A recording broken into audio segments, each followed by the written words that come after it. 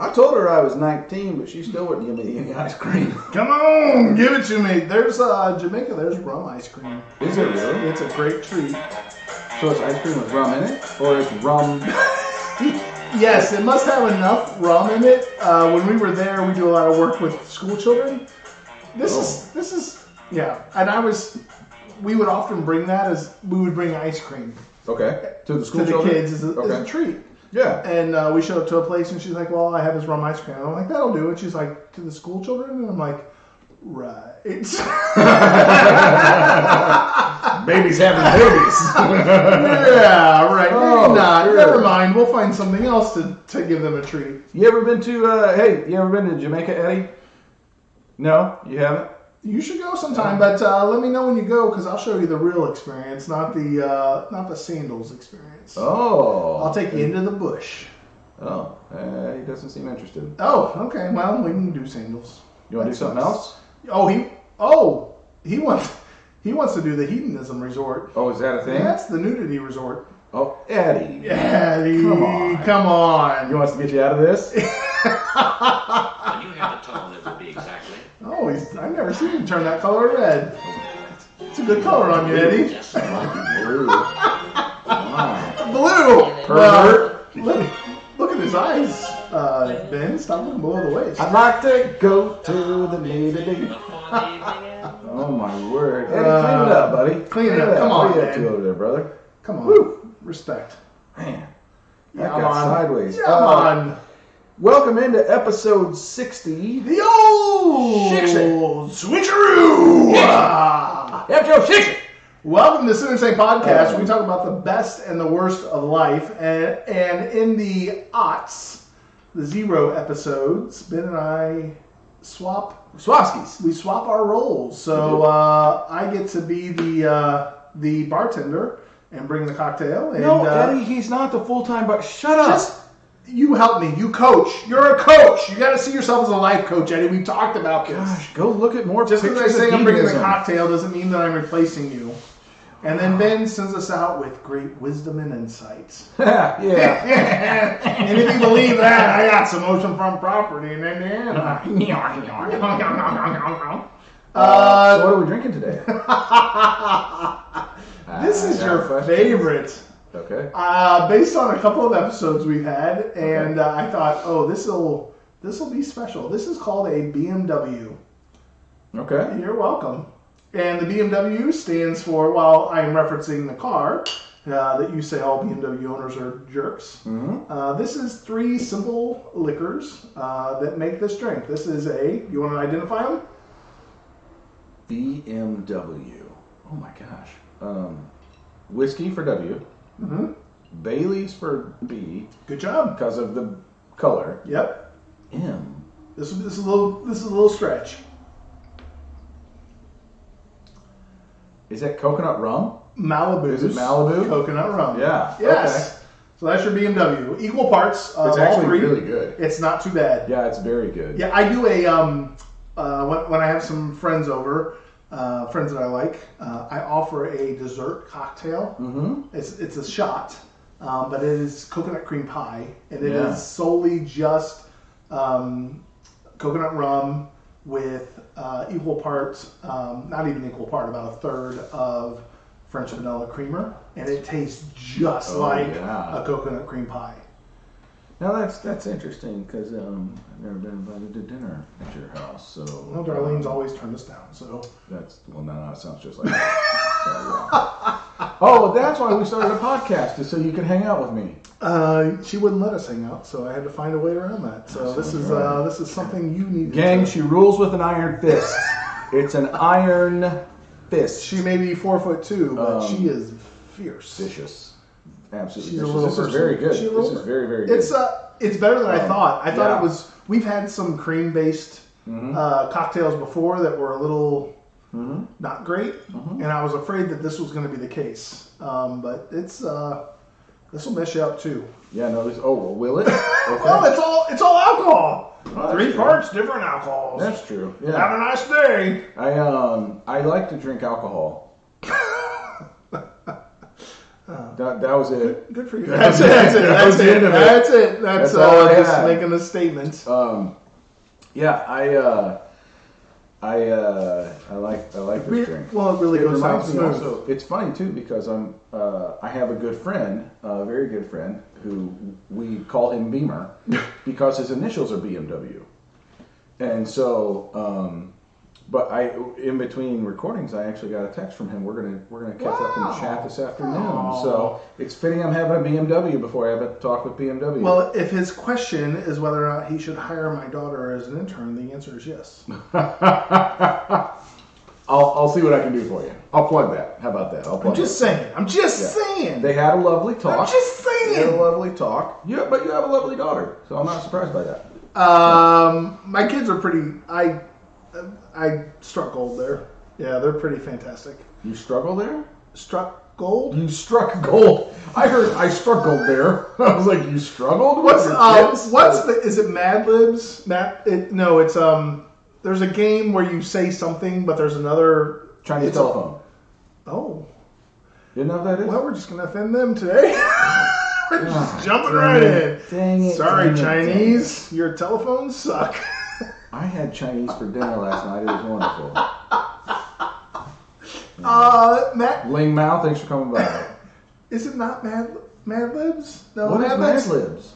It's where there's a phrase that's very similar to a very common movie or song lyrics. White. Like when I listen to us talk sometimes, we're so white. Oh my god. How do we fix that? Get somebody diversity in here. Anyways, Mad Libs does what now? I don't know. What are we talking about? Oh, it was what I said. What were we talking about? Well, it was what I said. We were talking about what I said. That thing I said. What was the phrase that you misconstrued? No, you said struck gold. I heard struggled. And then you said that's Mad Libs, but I don't know what Mad Libs is. So Mad Libs is where you have a phrase that's this is just great. I can't even give an example. I'll have to pull it out. Balderdash. That's it. Yes. Where I'm trying to sell you on what the phrase is. And I found that if you use if you go with a southern accent when you're reading the cryptic phrase, it usually works. Oh, okay. Yeah, that's. Do you like board games? I love board games. So you've probably then played a lot of Trivial Pursuit. Yes.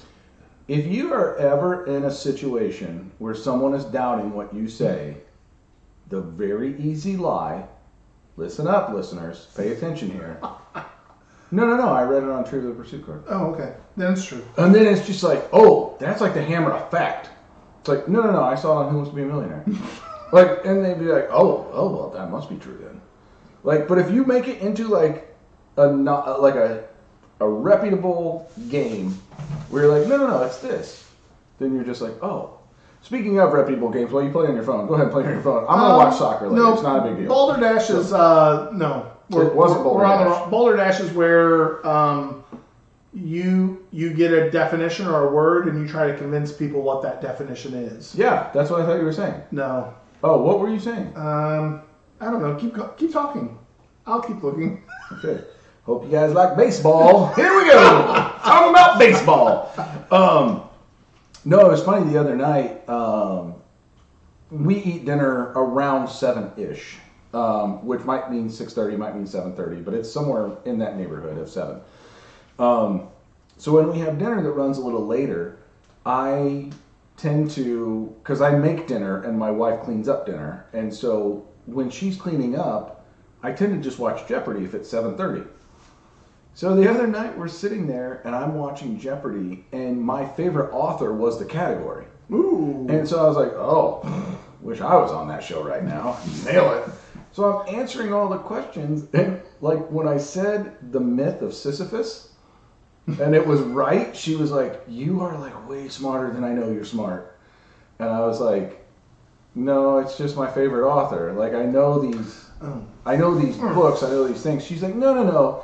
You actually dominate most categories when you watch this show. And I was like, oh, well, thank you. And so I'll just lean right into my saint moment. She was super nice to be like, wow, you're way smarter than... Smart. No, but it was funny because to me, I love trivia. Like one of my favorite things to do is like yesterday actually. Spoiler alert, guys, we're recording on a Friday, not a Sunday. What? But yesterday I got off work, and B-Dubs does the buy one get one boneless wings. Yes. So I was like, all right. So I was working from home. I wrapped up around 3:30, and I was like, you know what? I'm just gonna go like play trivia and eat boneless wings at B-Dubs. And I just love sitting at B-Dubs by myself playing trivia. I just really enjoy trivia. So creepy dude. Jeopardy's kind of my jam. Well, Yeah. One dude sitting at the bar at B-Dubs is pretty normal. It's not creepy. Is it? Yeah, there were like 4 other dudes who were just by themselves. Really? There. Yeah. Creepy. And they were not nearly as good as trivia at me because I'm amazing. I quit. I can't find the game, but it's a good game. I use it in trivia when I lead some trivia nights. I usually have a Do you round lead of- trivia? You've been holding out on me. Well, I don't tell you all the secrets. I got to keep the mystery alive. Okay, guys. Well, last episode of Center and Saint Podcast, we made it to 60. 60! Before I melted down and found out that Patrick's been having a secret underground trivia campaign that he keeps me away from. It's a weird thing. It's part of Patchland. Patchland's. Are you mad because I would just dominate everybody and like grease their asses with the wins? No, because my trivia is so good, nobody can do that. I bet I could. You might. Mother. I bet I could. I'm almost positive you can. I'm going to offend you today because I'm going to call BS. Okay, that's just fine. Next, episode 61, get ready for Patrick's trivia to challenge Ben. No, because here's what's going to happen. Patrick doesn't actually have trivia right now, which is he's showing that because he doesn't have trivia that he can pull up to actually support himself. And as he's desperately looking through his computer now. Game on, mother clucker. Because what would happen is in episode 61, he would find the most niche, random things. You ready? Let's do it. Game Let's go. on. I love it. Let's go. You are on, Let's mother go. clucker. Here it goes. Ready? Okay. We just turned this into a game show. I love it. Oh, my dreams are coming true. Our podcast is finally becoming a game It's show. becoming something I enjoy. Okay. I don't care. That's right. That's right. Oh, wait a minute. I genuinely enjoy being here right now. Here we go. You ready? Yeah, let's go. Oh, man. This is great. Okay. You're going down. You are scrolling so much. Well, I got to make sure I do this. The harp is one national symbol of Ireland. What is the other? Shamrock. Or clover. That's nice. Some of these are easy. You're going to get some of them. That's correct. What is the name of Goldie Hawn's actress daughter? Kate Hudson. Is that right? Yeah, these are easy. Okay. This is round one. Oh, that's fine. I appreciate the warm-ups because I'm also not confident in some of these answers. I'm just confident about everything. What game teaches fine motor skills with tweezers and a patient? Operation. Well done. What show has the characters Claire, Jay, Gloria, and Cameron? The TV show? Yep. Claire, Jay, Gloria, and Cameron? Mm-hmm. Modern Family. Nice job. What franchise used the slogan, "The way a sandwich should be"? The way a sandwich should be. Jersey Mike's. Subway. Ah, dang it. In this, the little piggy went to the market, and this little piggy stayed home. What did the next little piggy do? I'm going to pause here. I know this answer, but I'm going to pause here for our audience to also be able to play along because I realize this could be a fun game for them. It can be. But they went wee all the way home. No, they had roast beef.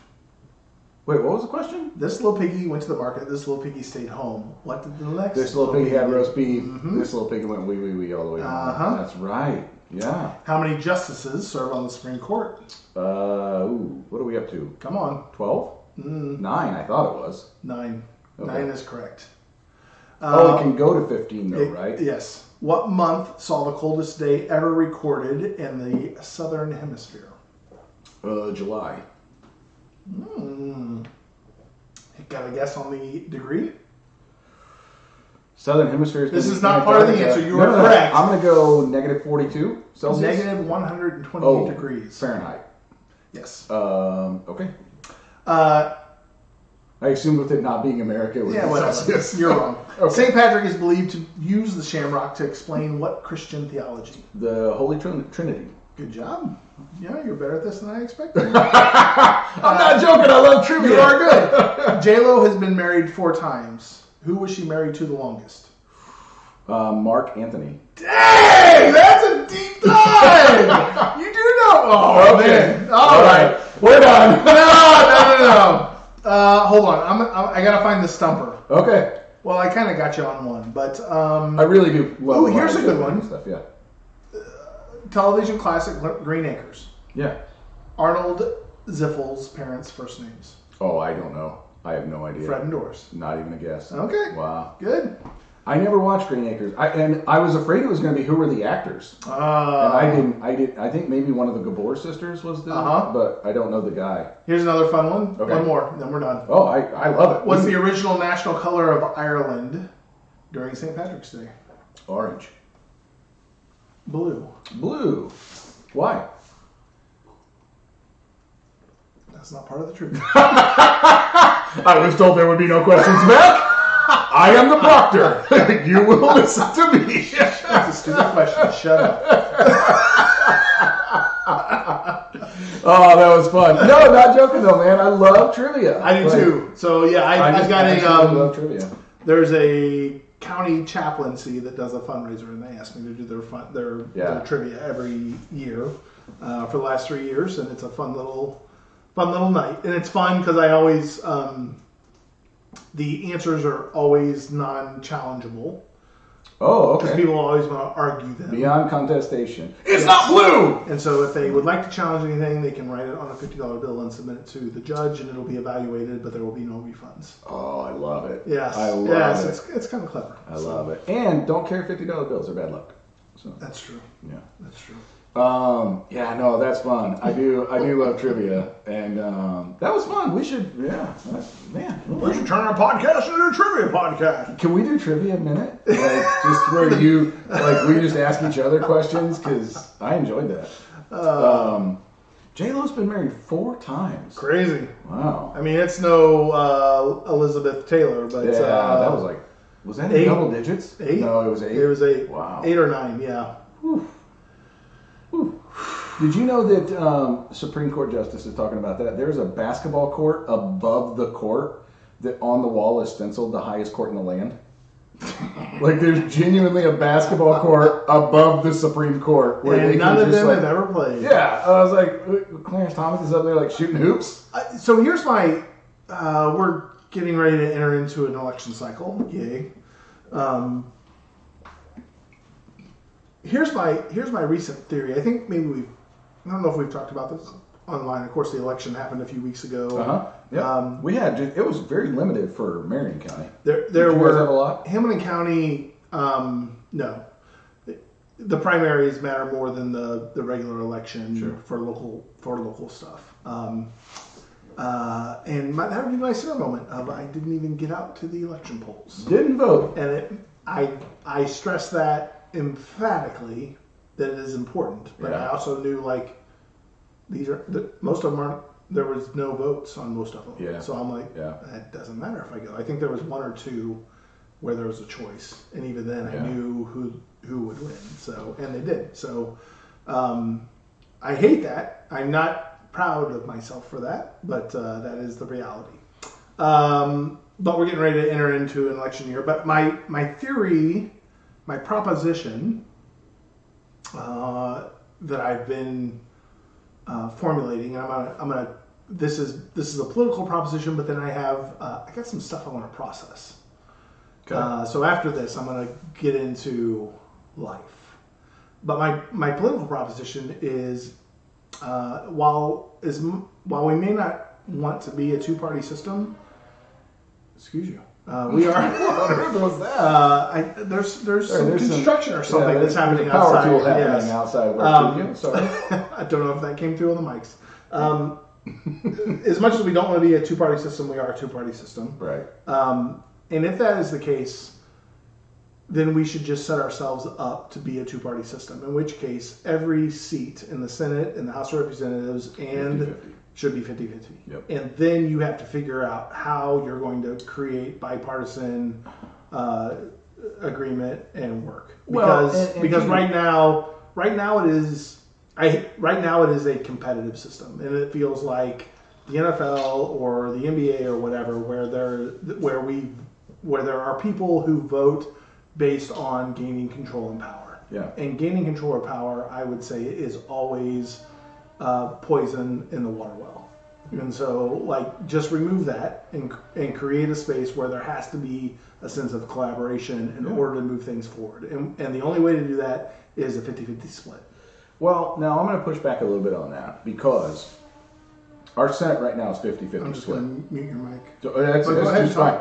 That's just fine. Spoiler alert, I have the controls. Here's my kind of pushback on that. Sure. I think you're right, but I think you're not thinking deep enough on it because the Senate right now is 50-50.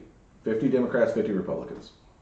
But the issue is the 50 Democrats actually represent like 45 million more people than the 50 Republicans. So I think when you break it down, you actually have to break it down population. No, there's other components that play into that. You've got to remove gerrymandering. Sure. That has Yeah. to like create districts that are fixed. Which is we've made a lot of progress in that. And I know we don't have to get into the political episode here, but And my preference would also be remove lobbyists. Yeah. And I have friends that are lobbyists, and I would say I think they do good work. It's funny because I've known lobbyists and I think they're terrible. I know a couple, and I'm close to them, and I'm like, I respect what you do. Yeah. But at the same time, I'm like, I'm not sure I want you doing what you do. Well, on a Sinner and Saint podcast, we're divided there. Patrick supports what you do. I think your job should be eradicated. I don't know if I support what they do. I mean, I want them gone. Yeah. Because I think hope they don't listen to this. No, they That's gonna be don't. awkward. They got more important things to do. Well, because they're There's no money. There's no I was money. going to say, there's no available money in them by listening them to this. So they're not tuning into a Sinner and Saint podcast. Yeah, there's no money here. There's no money for us in this. Oh, so. wait, that well's dry. So we're gonna just move along and we'll fight for that. Yes. So no, I think they should be eliminated. But I know a couple people are in those positions, and I'm like, I respect you, but I don't want you to do what Good you're on doing. you. I just don't. Like, I just don't respect that work. Because Well, yeah, but that's- that work it's a smash and grab. And I'm like, Uh, I mean, they can grind away for a long time, but they're grinding away for really just power and money. And like, that's kind of... I think there are some humanitarian lobbyists. Can we go back to trivia? I've got some questions. Let's go back to fart jokes. Mark and, Anthony, you say? Mark Anthony, married to J-Lo. Here's the other element that I want to draw into this. I've been doing some reading and processing and thinking about just life in general and how we approach life. And so I'm trying out some mental mindsets, if you will. And I thought I'd float them out here if you're willing to be game. Do we have more of this by chance? Sorry, That's all of it? The well is dry. We've got milk. Do you want milk? Gosh, no. And you don't want milk. I sure don't. Do you want to take that home? And Ben's over here pooping himself on the second half of the podcast. It'll be a real dicey ride home later, and I get my COVID vaccine today too. Huzzah! Yeah, go ahead. So here's where this sat. This sat in this this question that this question comes to me, and I grant that I have earned this question. And the question is, what is it that you do? And I'm like, yeah, that's fair. Okay. Because I don't have a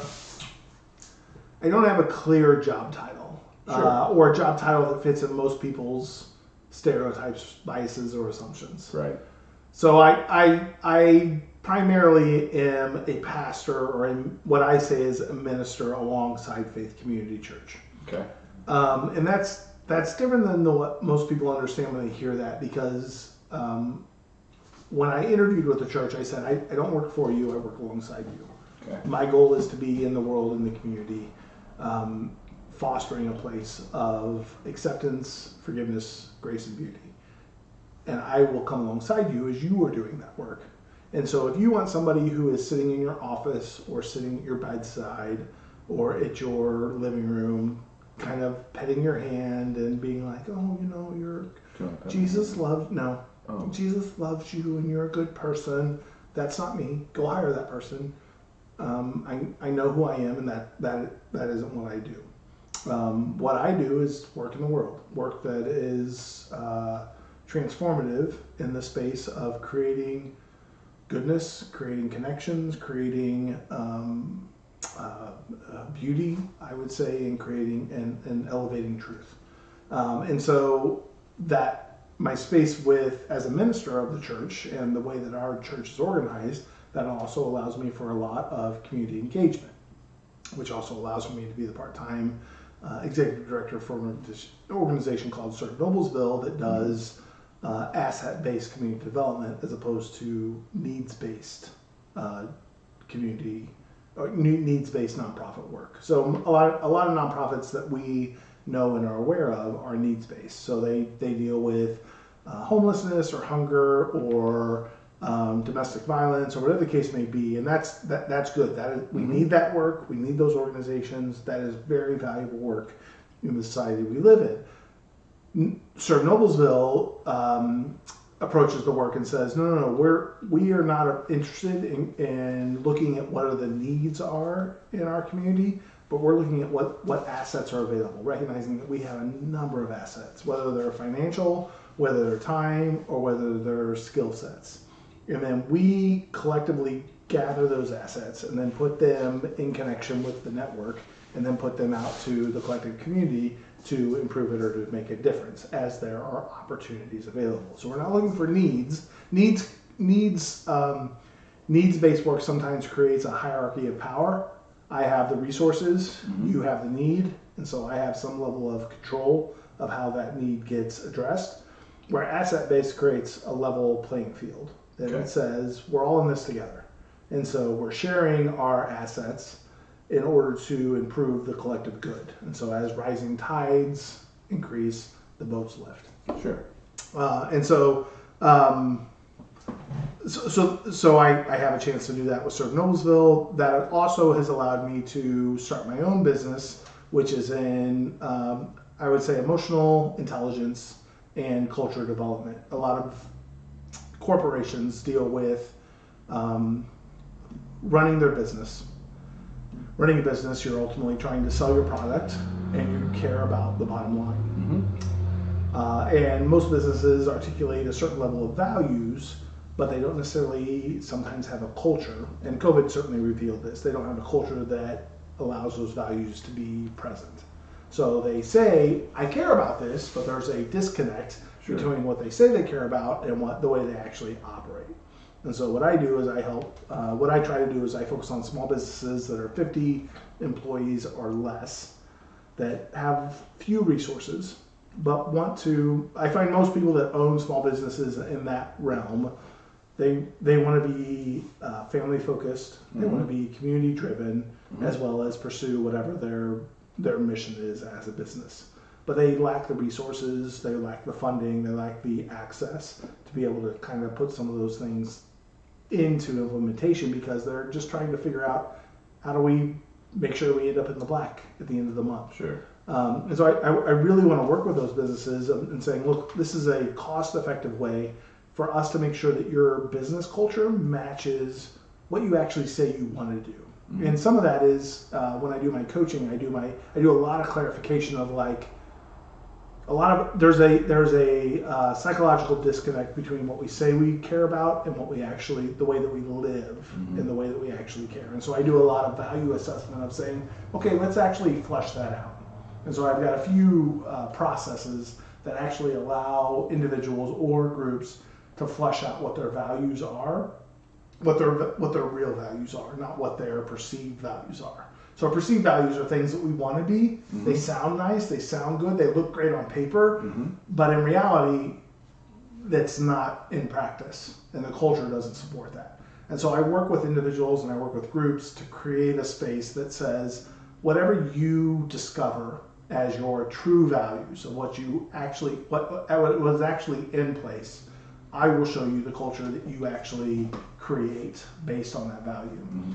And if you want a different set of values, then your culture has to change in order for those values to take root. Same with planting a garden, right?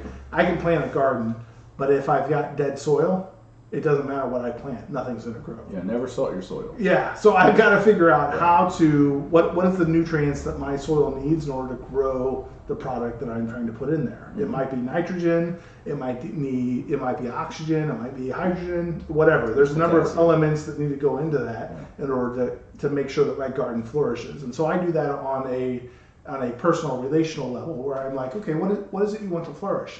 If you want mental health to be an important aspect of your relationship, your culture may need to drastically change in order to make sure that you are maintaining a level of personal mental health within your culture. In which means you may have to sacrifice some things in order for that to happen. Are you willing to do that?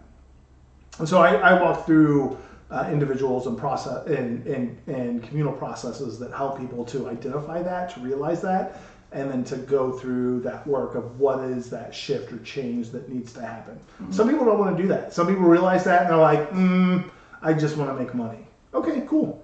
Do what you're doing. But you're going to continue to create burnout. You're going to create frustration. You're not going to find people who find joy or vocation in the work that they're doing. You can do that. You absolutely can do that. But just know these are the obstacles you're going to face. If you want to create what I say is a humanitarian or a humanocracy, as opposed to a bureaucracy of flow, that's a shift. Okay. And you can create that culture, but only if you want to invest in it. It's going to be slower. It's not going to be the industrial method of a kind of pipeline of like we just put it in and here's the output. And there's some tension that's going to come in that. But that's the work I sit in. And so trying to help people to realize that, which is, in that is mental health, it is awareness, it is mindfulness, and that takes a certain level of investment at a personal level. So when you bring that into a communal or corporate level, it takes exponentially more effort in order to make that happen. It's valuable, but are you willing to make that sacrifice in order to put that in place? Mm-hmm. And certain businesses like Google or Microsoft or not sponsors. Yes, not sponsors. They have the capital, they're willing to invest in that. And so what I try to work with is businesses that don't necessarily have that capital, not the capital that Google has, but at least some capital that they can say, no, this matters to me. Because I find that most small business owners, they want that. They value family values. They value community engagement, but they don't know how to go approach it. They don't have an HR department to kind of support that. And so they're just kind of fumbling through that or doing what they can as a bare necessity in order to make that happen. What I try to do is come in alongside them and say, I can do this very cost effectively to help you get to a place of embodying the human element as well as the business element in this. I think your business might be a sponsor. It like having listened, that was a lot of words. Sponsors all of it. That was a lot of words, and I think it could have been a sponsor ad. Yeah. It is all. It is the sponsor. It is the sponsor. Yeah. Thank you for your sponsorships. And we like tacos. And you like tacos? Yeah. Like you as a business like tacos? Well, I am the business, so I like tacos. What else do you like? What else does the business like? I like smoked meats. Oh, you might have to go into my phone as the business now. He is the business. You said there were some questions coming. I just let you go on. But you said there were some, at the beginning of that, you said there were some questions. So one of the things I'm thinking about recently is I think good mental health is very important in our society. I think I grew up in a generational space where it was kind of like bear the trauma and bury the trauma. Like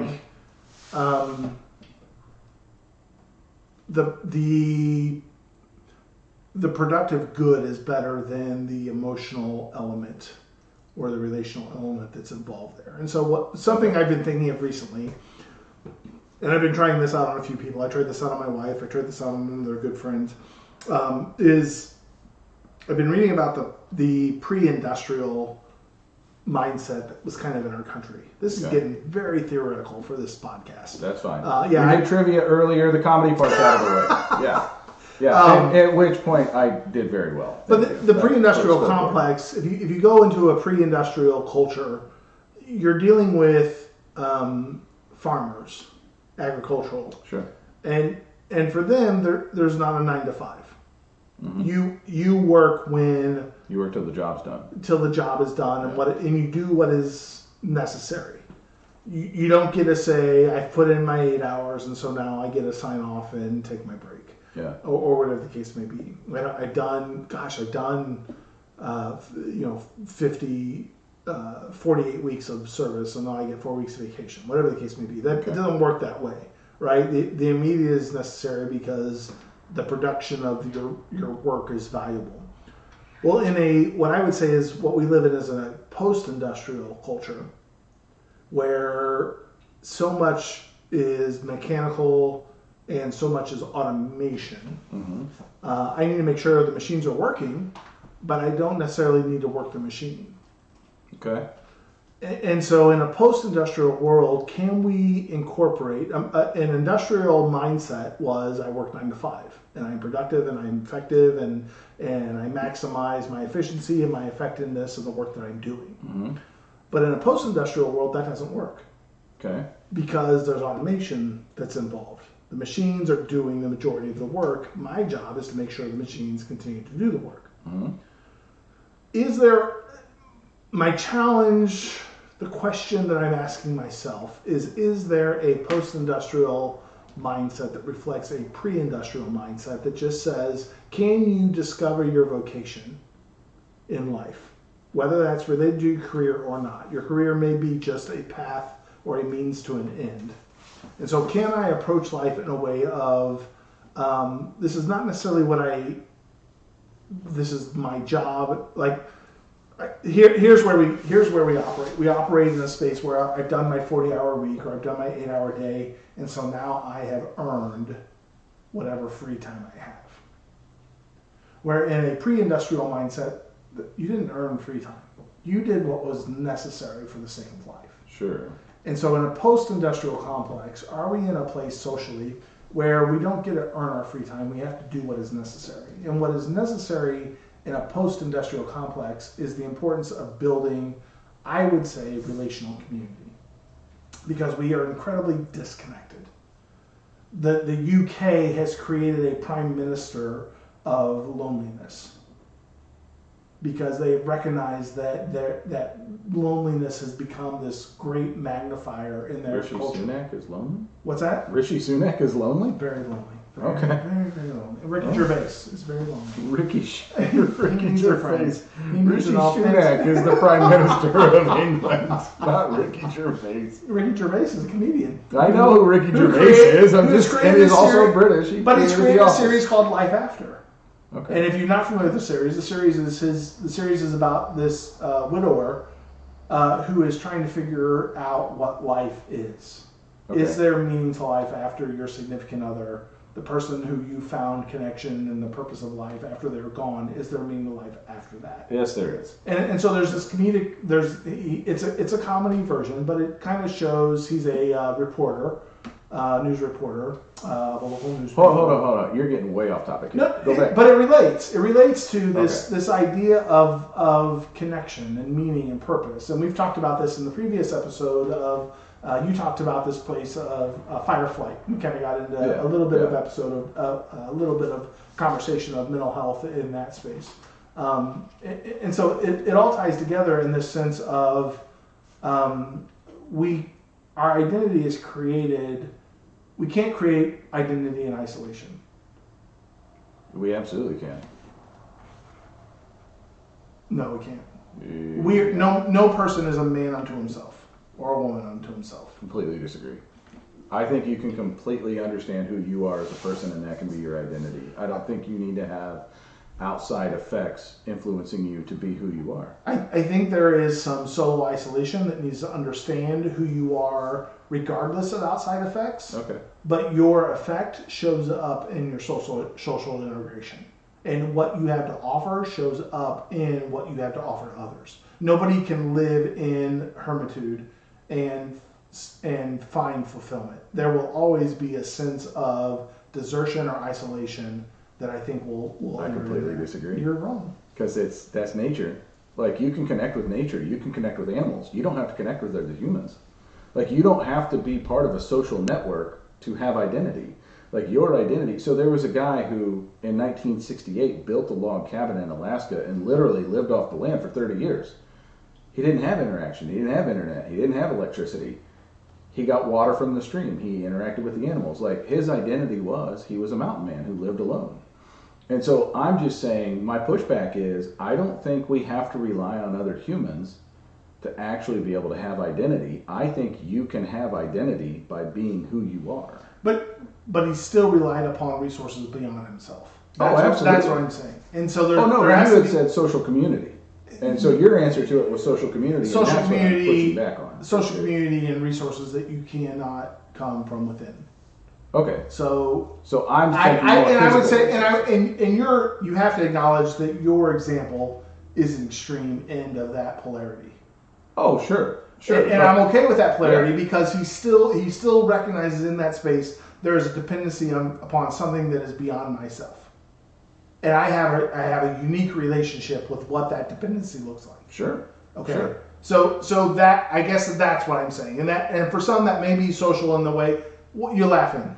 No. Go ahead. Please keep going. The social interaction is the recognition that all that I need to survive does not come within, which helps to deflate the narcissistic attitude that I can be an island unto myself.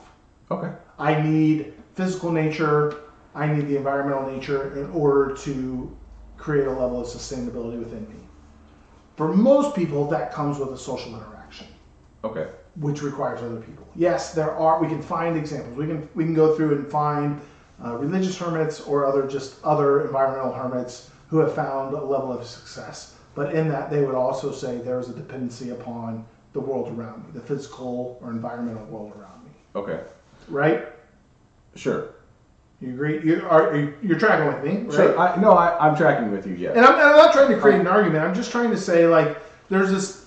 We've created in today's modern world, which is post-industrial, we have created this, what I would say is the emperor's new clothing, which we say, gosh, I've worked 8 hours a day, and so I deserve 4 hours of my own free time, of vocational, whatever I want to do with my time. I think that's coddling. I think that's what that's become. Like listening to you this entire time, what I really actually hear you saying is that, like, you and I in our generation were brought up by people who were brought up by depression people.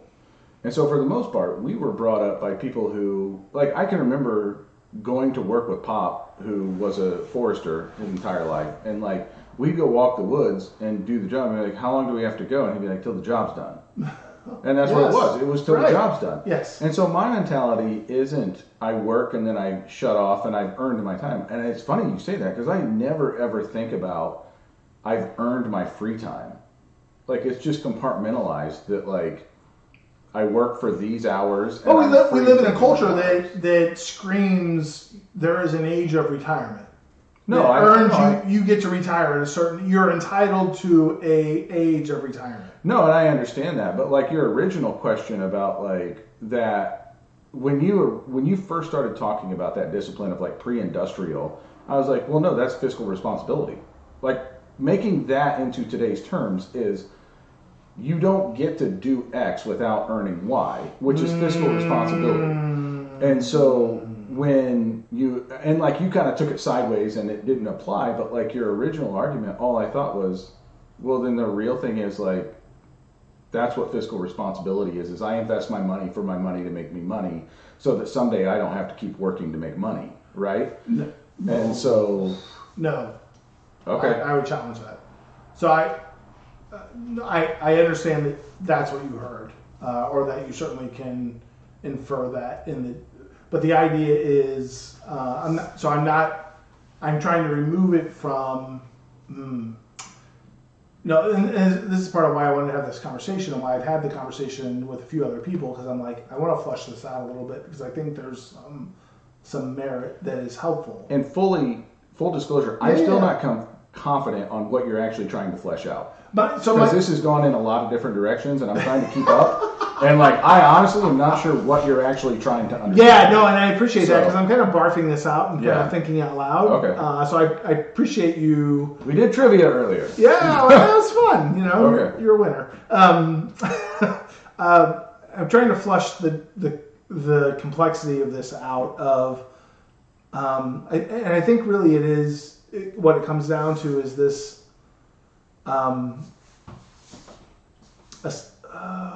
Privilege. I've worked for this, and so now I deserve this. I want for a millennial mindset of I only want to work in a place that provides me meaning, and get to a place of instead of a fiscal responsibility, go back to what is a communal responsibility. That I have a civic responsibility as a human. I have no civic responsibilities. And I would strongly push back on that. You live in society. You have a civic responsibility. I do. You want society to provide what it affords to you. In which case, you have a civic responsibility in order to make sure that is stewarded and sustained. Which looks like what? Well, I think that's the complexity of the question. I think that's what I'm trying to flesh out. Like, I guess I'm not trying to be like combative here, but like I don't think I genuinely understand what you're saying, because like, so are you saying like I want Kroger to stay open till 10? No, no, not at all. No, in fact, that would be a push against that. So because I'm pushing for a social responsibility over a fiscal responsibility, I'm looking at, well, what is best for my neighbor, right? And what is best for me and what is best for my neighbor. And so like, but I don't care about that. Like, I don't care about what's best for my neighbor. Right, and like, that's my neighbor's responsibility. And I'm saying that's part of it, right? Part of your approach.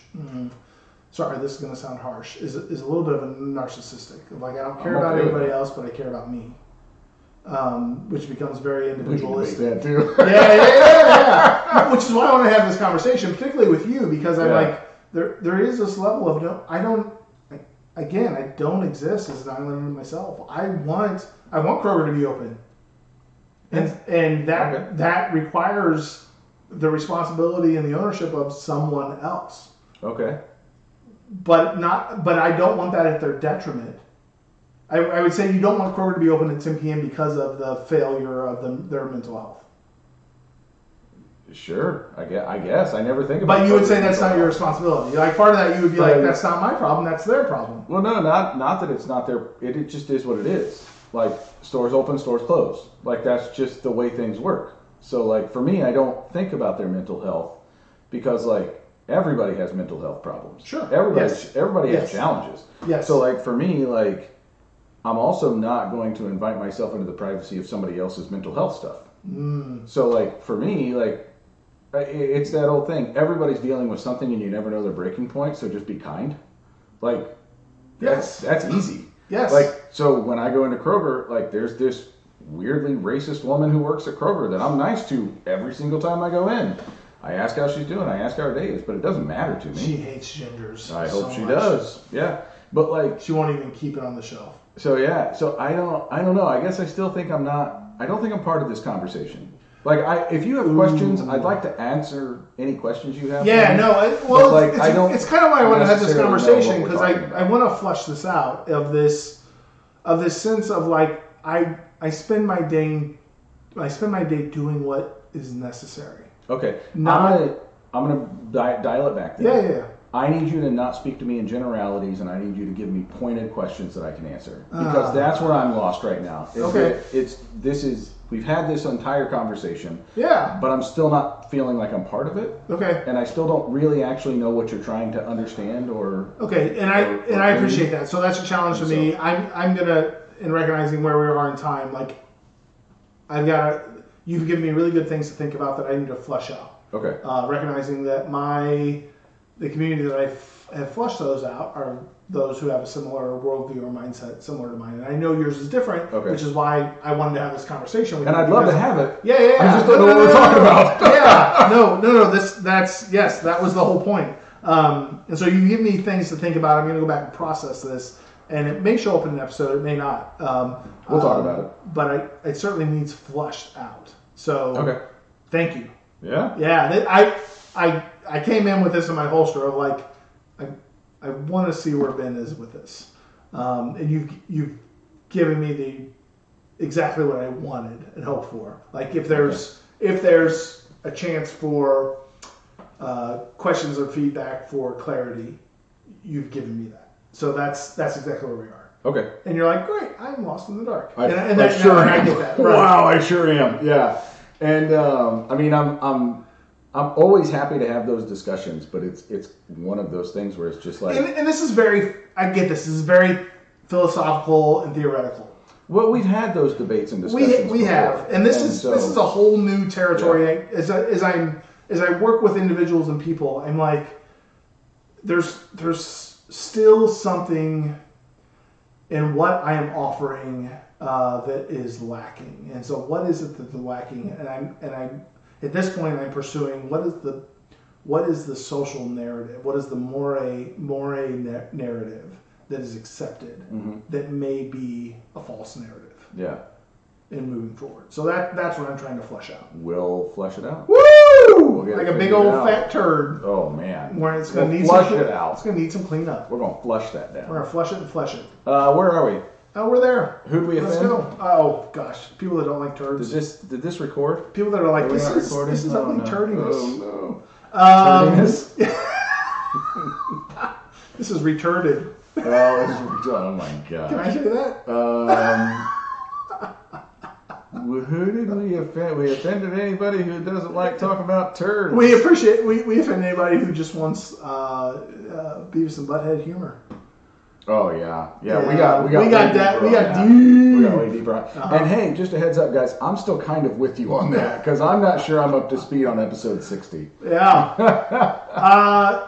Thank you then for the time to explore that because I've really been digging into this and trying to flush some of this out. So thanks for being an unwilling audience. I look forward to the conversation ahead of us. And there's no doubt going to be offline conversation. Yeah. So we'll try to keep you up to date online. But we probably won't. Probably not because we move on. So your outgoing spirit today is so it's interesting because as we were talking, it reminded me of a conversation I had at work years ago, where I had my boss at the time came in, and this is not indicative of what happened today. Yeah. It just reminded me of it. And it was my boss came in and he wanted to debate me, and I remember saying, "Wait, I don't want to debate you. I want to discuss this." And he said, "Well, what's the difference?" And I was like, "Well, debating is somebody wins. Discussing is we all go through it together." Mm-hmm. And he was like, "Oh, yeah, you're right. I wanted to debate you." Yeah. And I was like, "Well, hey, then you're right. You're good. You win. You win. You write my paycheck. You win. Get on out of here." So I think my kind of outgoing thing is when you have discussions like Patrick and I were having today, and where one party might not be as included or understanding, and we have to push back and have those moments of, hey, I need you to talk to me this way because this is where I'm getting lost. Turn those into discussions. Like, have discussions with people. Don't have debates. Don't have, an agenda. Discussions to win. If you're curious, and Patrick kind of lives by that, be curious, not furious. Like, if you're curious in those spaces, help the audience understand where you're coming from so that you can communicate to them and just have a discussion. Because I look forward to the discussion we're going to have about this. It's going to be good. And you all heard part 1. And we'll probably never tell you about part 2. It'll just get lost somewhere. Didn't get signed by the... If you like trivia, look me up. Yeah! I'm nowhere on social media, but show up to the B-dubs near my house. Keep checking back with the Insane Podcast. We're coming to the end of the year, and it's been interesting to say the least. It's been fun. Thanks for taking the journey with us. We'll see you on the next episode of the Insane Podcast. Bye, everybody.